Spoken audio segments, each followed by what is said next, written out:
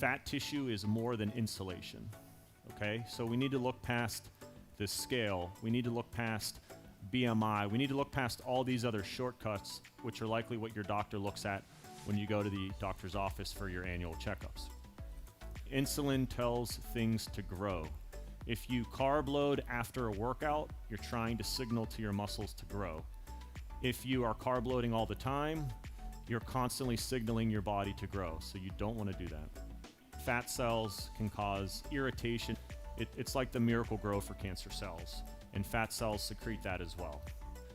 The first diet was the American Cancer Society diet. The American Cancer Society is this big organization, and this is a diet they recommend. It's low fat, it's high fiber. I refer to it as the cardboard diet. I wouldn't recommend it for my worst of enemies, but that's a whole different story. And then the other diet they told them to do was a ketogenic diet. It's about a quarter protein, 25%, 5% carbs, so very low, and 70% fat. So a very high fat, very low carb, ketogenic diet, and it's in fact as you see here, the exact opposite of what we've been recommending. A ketogenic diet results in selective loss of fat mass and retention of lean mass. If you have a normal BMI and you have more muscle and less fat, you're going to be in better metabolic shape than someone with a normal BMI and less muscle and more fat.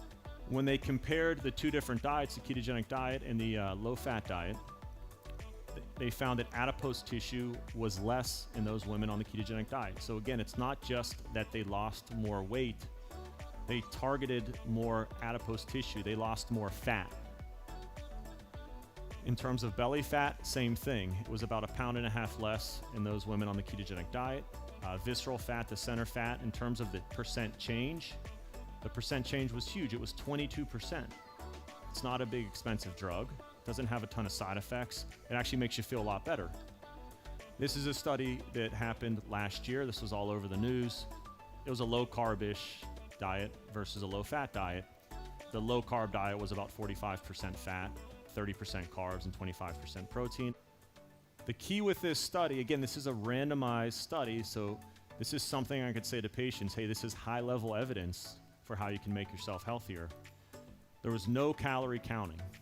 Okay, and this is very revolutionary because we've been telling people to count calories, eat less, exercise more, drive yourself crazy because nobody can count calories properly, myself included, and instead do the opposite. Not only should you not count calories, eat nutrient-dense foods. Nutrient-dense foods are often higher in calories.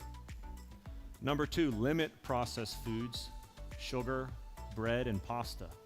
And what's intriguing about this study is even the low-fat arm, who are eating more carbs, they told them the same thing. So I don't care what diet you're on, that number 2 goes really for anyone. Number 3, cook and eat with your family. No snacking. They said you should never eat on the run. So make food more of a get-together, more of a social event. And then number 4, eat whole foods, eat grass-fed meat. That's why I love this study. They're actually telling people to eat meat, which they rarely do in any of these studies. And all participants lost an average of 12 to 13 pounds at 1 year. So these are things that I now tell my patients, and when I get criticized from other physicians, I say, well, we have a randomized study. So, go read that, and then we'll talk.